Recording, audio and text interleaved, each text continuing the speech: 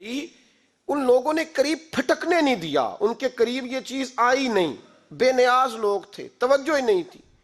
حضرت محبوب سبحانی غوث اعظم شیخ عبد القادر جیلانی رضی اللہ تعالیٰ عنہ، آپ ایک کاروبار بھی کرتے تھے، تو آپ کا کچھ مال آ رہا تھا جہاز کے ذریعے۔ ایک بندے نے خبر دی کان میں، حضور جہاز ڈوب گیا۔ فرمانے لگے الحمدللہ الحمدللہ۔ ڈوب گیا جناب، یہاں جہاز ڈوب جائے تو بندہ بھی ڈوب جاتا ہے۔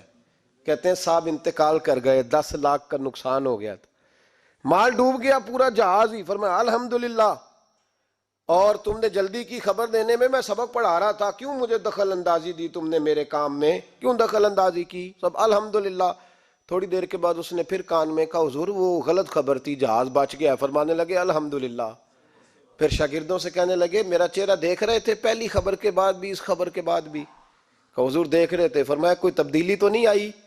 کہا حضور نہیں۔ فرمانے لگے شکر الحمدللہ، رب نے میرا دل دولت سے نہیں جوڑا، اپنی ذات کے ساتھ جوڑ کے رکھا ہوا ہے، تبدیلی تو نہیں آئی۔ یہاں تو ٹینشن ہی ٹینشن ہے، ڈپریشن ہی ڈپریشن۔ اور بات کس کی ٹینشن ہے؟ پیسے کوئی نہیں، دولت کوئی نہیں، کوئی چکر چل جائے نا کبھی، اس سے بھی کبھی پوچھ جس کے پاس ہے، وہ تجھ سے زیادہ غریب ہے، اس سے کبھی پوچھ، وہ تجھ سے زیادہ آزمائش میں ہے۔ غریب شہر تو فاقوں سے مر گیا، لیکن امیر شہر نے ہیرے سے خودکشی کر لی، اس کو بھی تو پوچھ اس کا کیا حال ہے۔ دانش مندان دا کم نہیں، دل دنیا نہ لانا، اس ووٹی کئی خامد کیتے تے جو کیتا سو کھانا۔ یہ تو کام ہے اس کا، بڑے آئے بڑے چلے گئے، بڑے آئے بڑے نکل گئے، توجہ ہی نہیں، مزاج ہی نہیں۔ حضرت مولا علی شیر خدا، علی المرتضی، امام الاولیاء، صاحب صدق و صفا، داماد مصطفیٰ صلی اللہ علیہ وسلم، اسد اللہ، حضرت علی شیر خدا رضی اللہ تعالیٰ عنہ کوفے کے چوک میں کھڑے تھے، تو کہہ رہے تھے یار میری نا طامت پرانی ہو گئی ہے، یہ میں نے زرہ بیچنی ہے، کوئی بندہ مجھ سے خرید لو تاکہ میں نئی طامت لے لوں۔ تو ایک بندہ کان میں کہنے لگا حضور طامت کے پیسے بھی نہیں۔ فرمانے لگے پیسوں کو چھوڑ، علی کا سینہ دیکھ، اللہ نے ایمان کی دولت سے بھرا ہوا ہے۔ پیسے اہمیت نہیں رکھتے، ان کی وہ اہمیت نہیں جو دنیا نے بنا لی ہے۔ فرمایا ضرورت نہیں تھی، اب ذرا احساس ہوا ہے کہ زیادہ ہی پھٹ گیا ہے، پردہ نہیں صحیح طرح پورا کرتا، تو میں نے کہا چلو زرہ بیچ کے نیا لے لیں۔ ضرورت نہیں، مزاج نہیں، طبیعت نہیں، انہوں نے ماحول نہیں بنایا۔ ہمارے تو حد ہو گئی، اتنا بری حالت ہے کہ ناقابل برداشت۔ حضرت عمر فاروق رضی اللہ تعالیٰ عنہ، صحابہ نے مسجد نبوی میں بیٹھ کے میٹنگ کی۔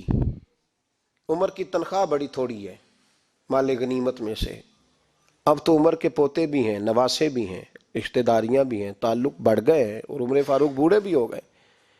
میٹنگ ہوئی مسجد میں، اس طرح کریں کہ عمر کا کچھ تھوڑا سا نا مشاعرہ، کچھ تنخواہ، کچھ خدمت، کچھ وظیفہ بڑھا دیں۔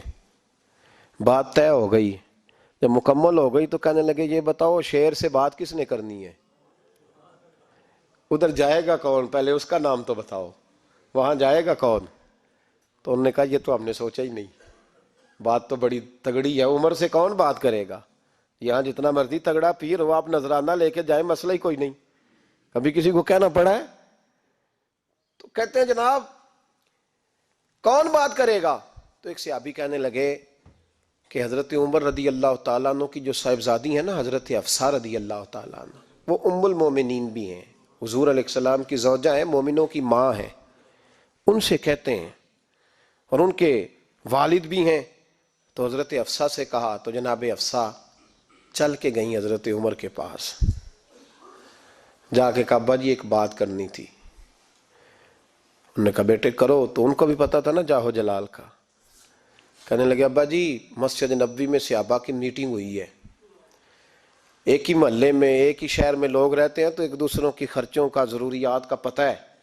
کہتی ہے میں نے پس منظر سارا کر کے بات کی، میں نے کہا سب کو پتہ ہے کہ آپ کے خرچے بڑے بڑھ گئے ہیں، تو مجھے نا انہوں نے حضور کی زوجہ سمجھ کے، قابل احترام سمجھ کے میری ذمہ لگایا ہے کہ تھوڑے سے پیسے آپ کے بڑھانے ہیں۔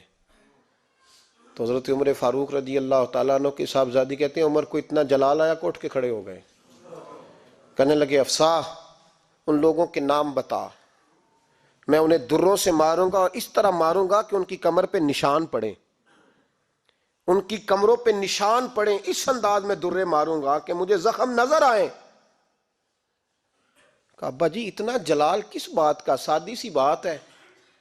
تو سیدنا عمر فاروق رو پڑے، کہنے لگے سادی سی بات ہے، میرے لیے مسجد نبی میں بیٹھ کر میٹنگ ہوتی رہی کہ عمر کو دولت دینی ہے، لوگوں نے یہ مجھے سمجھ لیا ہے، مسجد نبی میں بیٹھ کر میرے لیے یہ میٹنگ ہوتی رہی کہ عمر کو پیسے دینے ہیں، اس کو دولت کے ساتھ ہم نے نواز رہے، مسجد نبی میں میرے لیے کس کو یہ جرت ہوئی؟ فرمایا حفصہ کاش کہ تو میرے پاس پیغام لے کے نہ آتی، کوئی اور آتا اور پھر میں اسے دروں سے مارتا۔ حضرت حفصہ کہتی ہے میں خاموش ہوئی تو میری طرف دیکھ کے فرمانے لگے بتا نا، تو نبی پاک کے گھر میں رہتی تھی، میرے مصطفیٰ کا طریقہ کیا تھا، کرنا بات اس طریقے پہ میرے ساتھ گفتگو کر۔ تو حضرت حفصہ کہتی میں رو پڑی، میں نے کہا ابا جی غلطی ہو گئی، آئندہ نہیں کروں گی۔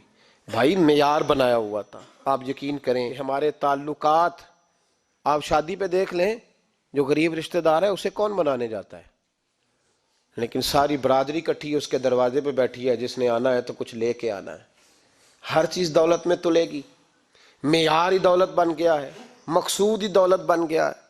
اس پیسے نے، اس دنیا داری نے، دنیا دار پجاری زردے کتیاں دے گل ٹلی ہو، اتنا سخت رویہ لوگوں نے اپنا لیا، رشتوں کا تقدس نہیں رہا۔ ایک مجلس میں نے ایسا رنگ بھی دیکھا، ایک ایسا شخص جسے میں ذاتی طور پہ جانتا ہوں کہ عالم بھی ہے، پرہیزگار بھی ہے، نیک بھی ہے، وہ بھی بیٹھا تھا اور اس کے ساتھ ایک سیٹھ بھی بیٹھا تھا، لیکن جو لوگوں کا عقیدت کا رشتہ اس درویش کے ساتھ ہونا چاہیے تھا وہ سیٹھ کے ساتھ تھا۔